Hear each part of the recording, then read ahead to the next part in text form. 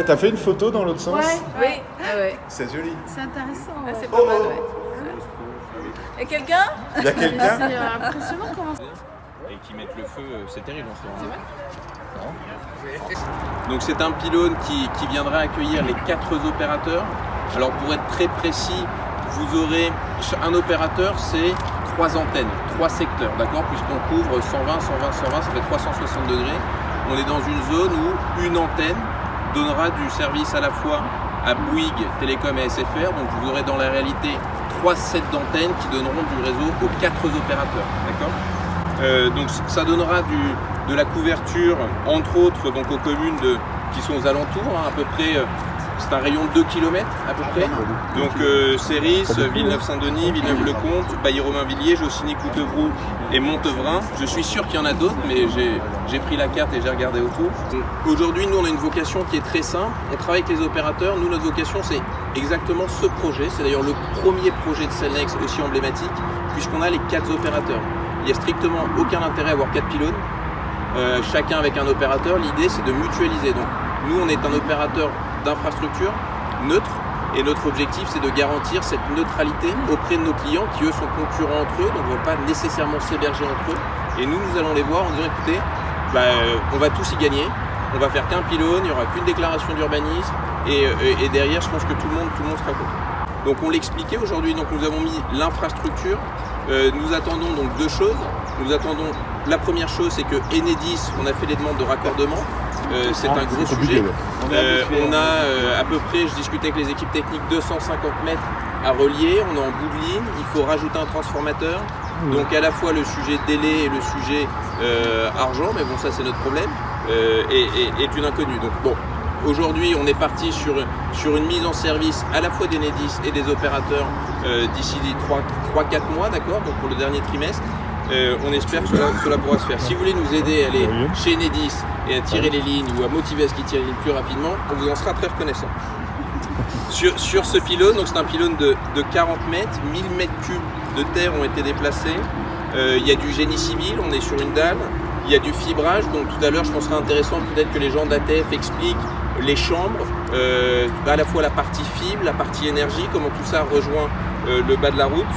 Et donc là où nous sommes, c'est l'implantation des zones techniques, d'accord, des petits shelters dans lesquels nous mettrons des serveurs et donc les équipements techniques des opérateurs. Je suis particulièrement sensible à cette inauguration.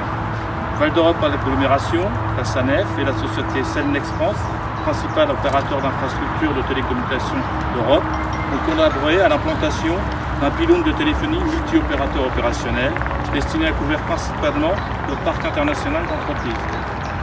Il s'agit d'une longue histoire qui a débuté en 2017 avec la recherche de lieux d'implantation particulièrement complexes, notamment pour respecter les dispositifs particuliers imposés par Disney, le cône de vue qui exclut bon nombre de possibilités d'implantation, de considérations visuelles, de proximité,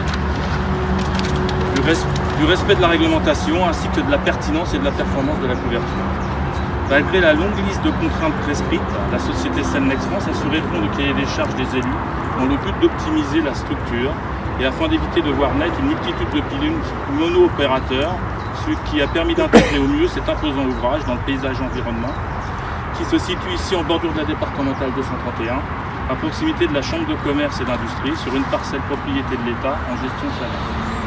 Cette inauguration est l'illustration concrète d'une étroite collaboration qui a abouti à un accord entre la société Cellnex France, porteuse du projet, les différents opérateurs de téléphonie mobile, les pouvoirs publics, et afin d'accélérer la couverture de notre territoire sans engagement de fonds publics. Ainsi, cet ouvrage qualifié pour recevoir la 4G a été conçu techniquement en prévision pour recevoir l'accueil de la 5G. Val d'Europe Agglomération investit dans le développement durable, qualitatif et harmonieux de son territoire. Il joue un rôle essentiel en matière de développement économique, mais également en termes de cohésion sociale. Traditionnellement en charge des grandes infrastructures de réseau, eau, assainissement, voirie, transport. Il accompagne également le déploiement des réseaux de transport d'information et plus particulièrement les réseaux à très haut débit, aussi bien dans le cadre de la zone AMI, avec plus de 80% de couverture réalisée, que sur les communes couvertes par les réseaux d'initiatives publiques. Je souhaite insister sur le fait que ce type d'ouvrage optimisé permet d'améliorer encore le mariage du réseau existant au sein de Val d'Europe, qui est, je le rappelle, est un territoire particulier de par son empreinte touristique avec près de 40 millions de visiteurs par an. Aujourd'hui réparti entre les parcs Disney, le centre commercial régional, la vallée village et village nature, un territoire de proximité avec le premier hub TGV de France, 90 trains par jour à destination des principales capitales régionales et européennes et à 10 minutes de l'aéroport Roissy-Charles de Gaulle. Un territoire jeune, 70% de la population a moins de 40 ans. Un territoire dynamique avec plus de 44% d'évolution de la population en 10 ans entre 2007 et 2017. Un territoire en pleine croissance économique, 340% en 10 ans. Quand une entreprise disparaît, ce sont 3 qui se créent ou s'implantent au même moment. Un territoire porteur, les entreprises qui s'y installent les plébiscitent à 78%. Un territoire attractif, comprenant un pôle d'activité diversifié et structurant de l'Est francilien. L'arrivée prochaine de la Caisse régionale du Crédit Agricole, puis Picardie, du campus de l'OAT, en sont la preuve. Pour toutes ces raisons, il est donc essentiel, indispensable, voire impératif que cette infrastructure soit réalisée de façon à ce que les entreprises, les touristes et les habitants puissent bénéficier d'une réception à la hauteur de l'image et des attentes du territoire. Moi j'ai commencé. Allez, c'est parti. C'est parti. Premier arrivé. Voilà. Voilà. Bravo. Bravo. Bah, je vais en trouver un d'entre nous là.